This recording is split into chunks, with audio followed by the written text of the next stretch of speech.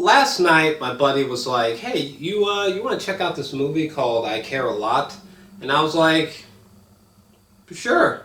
Don't really fucking know anything about it. And so like a group of us watched the movie, and when the movie ended, I mean, we were so elated. We were so into this movie. This movie was so fucking crazy that like here I am talking about it. So basically, this film follows Rosamund Pike, who's playing Marla Grayson. Marla Grayson is a crooked legal guardian who drains the savings of her elderly wards. She's a woman. She's almost is like a supervillain. She's literally is a villainous character who she meets her match in the gangster, Russian mafia gangster, headed by Peter Dinklage, who's like the head honcho. Also, Marla Grayson, she's a lesbian, and her sidekick, who's always by her side, Fran, is in this film, who's played by, was it Isiah González? God damn, that's a gorgeous fucking woman. What the fuck?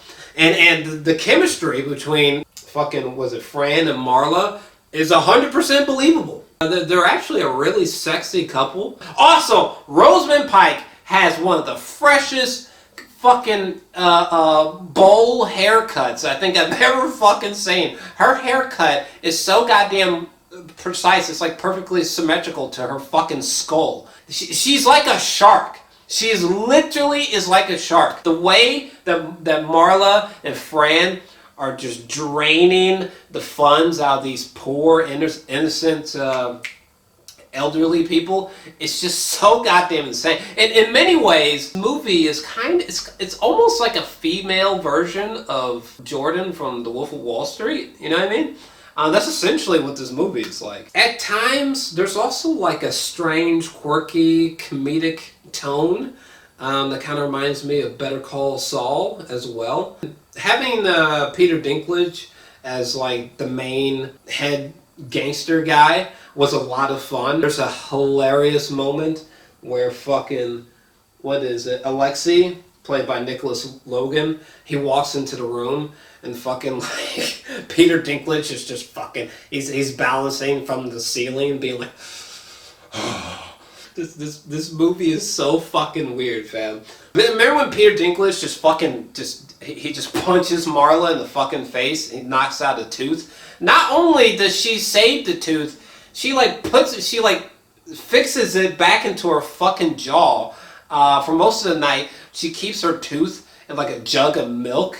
And it's just like, what the fuck? I fucking knew it. When was it Dianne Wiest, right? Jennifer? As soon as Jennifer got put into that fucking elderly care system. Again, the way that Marla is using the elderly care system and the courts to run these fucking schemes secretly against innocent people, it's just like, whoa.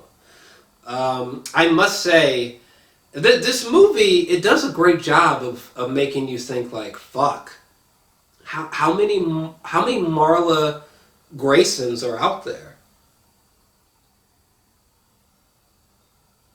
Oh my god, and Dean Erickson, who is this played by?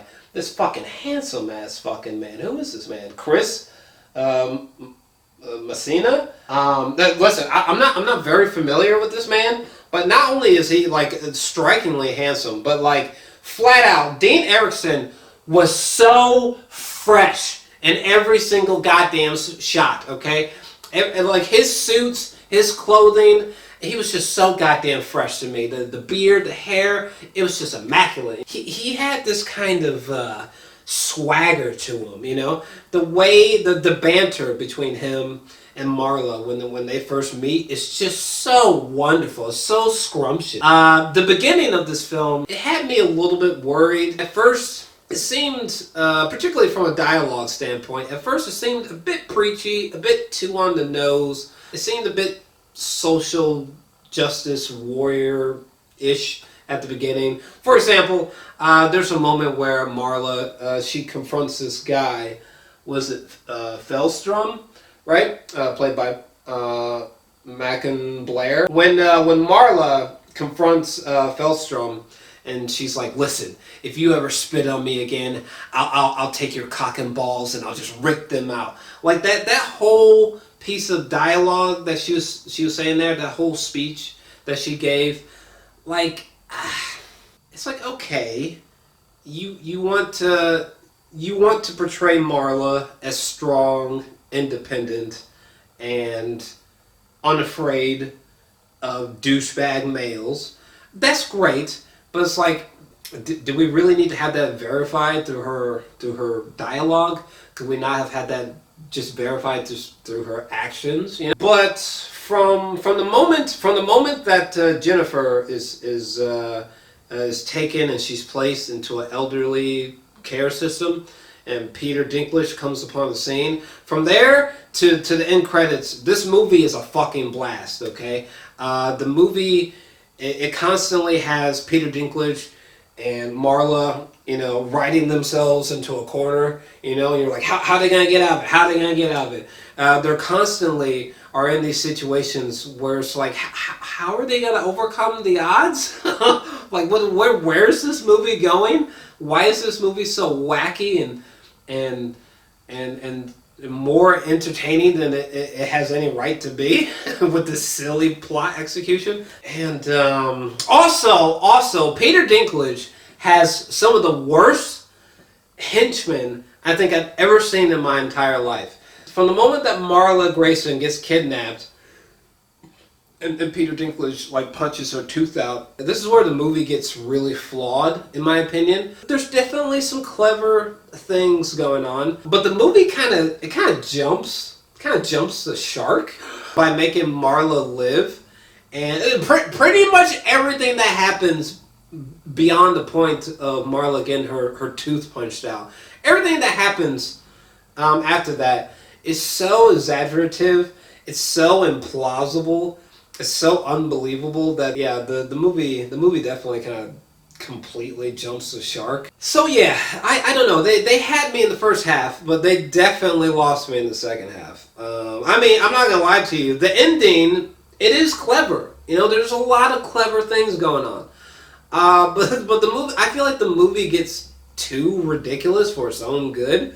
Like, there's no way, first off, what was his name? Roman? If I was Roman, okay, and I have fucking Marla strapped to this chair in the middle of fuck nowhere, Marla's over here talking shit like, I never lose. I don't know how to lose. I will prevail, you know. Fuck yeah. Literally, if Marla was disrespecting me and my goddamn mother like that, let me tell you something, fam.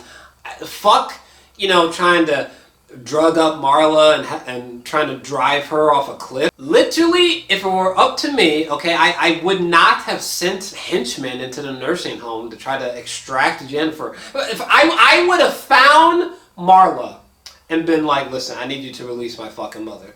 Well, I'm not going to. I don't fucking lose. Okay.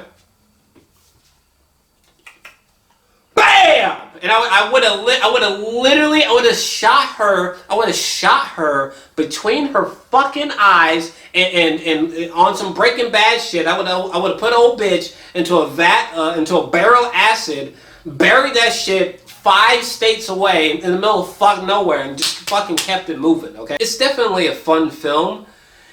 It's just, it kind of lost me in the third act. It got a little bit too ridiculous for my taste. But it's definitely a fun film, and well, it's well thought. It's well thought through. So yeah, personally, I'm feeling, I'm kind of feeling like a 7. I'm kind of feeling like a 7 out of 10 for this movie.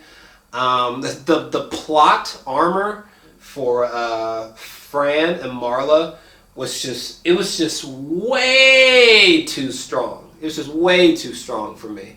That being said, there's something psychotically fun about this film that's worth checking out. And Peter Dinklage and Rosamund Pike, their performances is worth the price of admission alone. So yeah, this is a 7 out of 10 for me.